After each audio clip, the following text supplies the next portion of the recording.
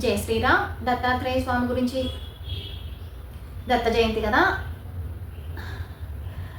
సాయిబాబా గుడిలో చిన్న రూపంలో ఉండేదండి.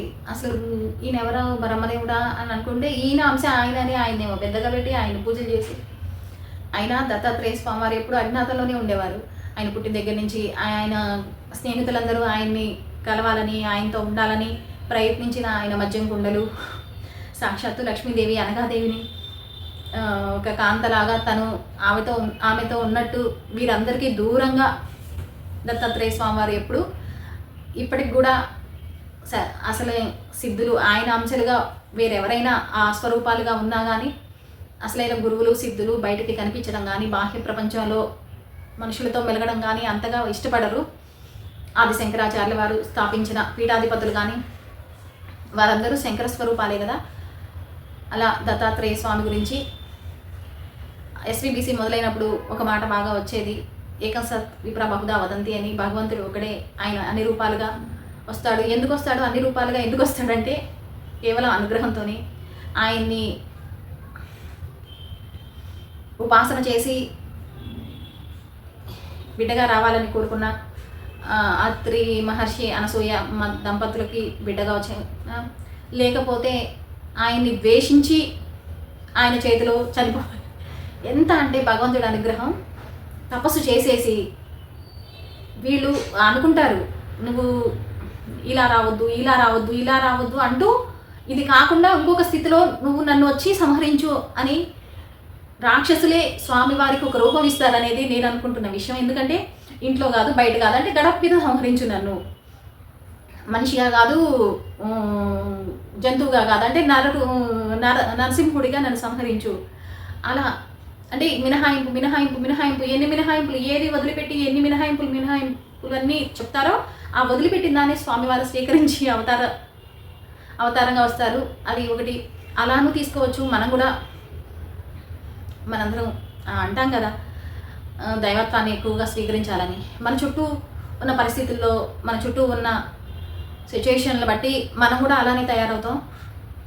ఏది అనుకూలంగా ఉంటే దాన్ని తీసుకొని దానిలా ఎదుగుతాం. ఏది ప్రతికూలంగా ఉంటే దానికి తగ్గట్టు మనం మౌళ్ళుగా అవుతాం. నాకు అట్లా అనిపిస్తుంది. భగవంతుడి అవతారాలు అంటే నువ్వు ఇలా వద్దు అంటే ఇలా ఉండమని.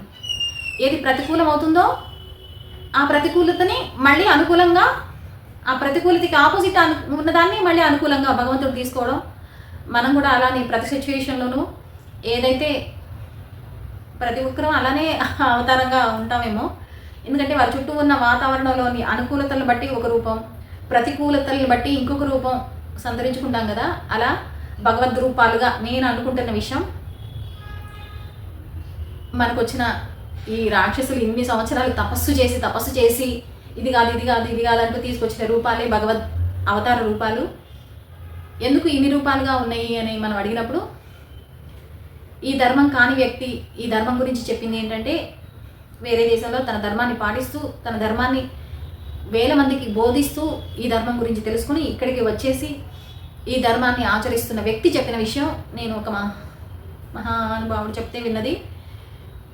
ఎందుకు ఈ ధర్మంలో ఇన్ని రూపాలుగా భగవంతుడు ఎందుకున్నాడంటే, హిమాలయ పర్వతాల్లో మంచు మన కళ్ళకి కనిపించింది. మంచు మనం చూసేవాళ్ళం, దూరం నుంచి చూసే వాళ్ళకి మంచు అంతా ఒకలానే ఉంటుంది. అక్కడ నివసించే వాళ్ళకి మాత్రమే దాంట్లో ఎన్ని రకాలుగా మంచు ఉంటుంది. వాటి వల్ల ఏ రకాన్ని దేనికి ఉపయోగించుకోవచ్చు, దేనివల్ల ఏది మంచి ఏది చెడు అనేది అక్కడ ఉండే వాళ్ళకి, దాని గురించి తెలుసుకున్న వాళ్ళకి మాత్రమే ఆ విషయం గురించి తెలిసిద్ది. బయటగా మనకు చూసే వాళ్ళకి అది ఒకటే కదా అని అనిపించింది. అట్లనే మన దేవతల్లో కూడా ఇన్ని రూపాలుగా భగవంతుడు ఎందుకు ఉన్నాడు అంటే, ఈ శక్తికి, ఈ నామానికి, ఈ రూపానికి ఈ ఎనర్జీ ఉంది అని మహర్షులు నిర్ణయించి పెట్టిన స్వరూపాలు. అందులో దత్తాత్రేయ స్వరూపం అత్యద్భుతమైన స్వరూపం. ఆయన గురించి తెలుసుకోవాలంటే ఆయనే తెలియకుండా దాచేస్తాడు. ఆయన స్నేహితులకు కూడా ఆయన దొరకకుండా అనగాదేవితో సాక్షాత్తు లక్ష్మీ స్వరూపంతో ఆయన నీటి మడుగున రహస్యంగా ఉండే ఆయన. ఇప్పటికి కూడా దత్తాత్రేయ స్వామి ఆరాధన కానీ అనుగ్రహం కానీ, ఆరాధన మనం చేస్తే అనుగ్రహం అంతే సులభంగా వచ్చింది. కాకపోతే గురువులు సిద్ధులు మనకు అంత తొందరగా కనిపించరు. వాళ్ళల్లో ముఖ్యమైన వారు దక్షిణామూర్తి స్వరూపం, శివస్వరూపంగా తీసుకుంటే, విష్ణు స్వరూపంగా తీసుకుంటే దత్తాత్రేయ స్వామి. వీరిద్దరి ఆరాధన మన రాష్ట్రంలో అంతగా లేదు, కానీ వారిద్దరి ఆరాధన మాత్రమే మనల్ని సరైన మార్గంలో నడిపిద్ది. విషయం ఏంటంటే, మనలో మన తాత ముత్తాతలు తల్లిదండ్రులు చేసిన పుణ్యం ఉంటే వారి అనుగ్రహం, ఆ గురువులు మనం వెళ్ళి వారి అనుగ్రహాన్ని పొందడం కన్నా గురువు అనుగ్రహం ఎలా ఉంటుందంటే వారంతట వారే మనల్ని అనుగ్రహిస్తారు. ఇది నా అనుభవంలోకి వచ్చింది, నేను చెప్తున్నది దత్తాత్రేయ స్వామి గురించి నాకు తెలిసిన కొన్ని విషయాలు. Thanks for watching.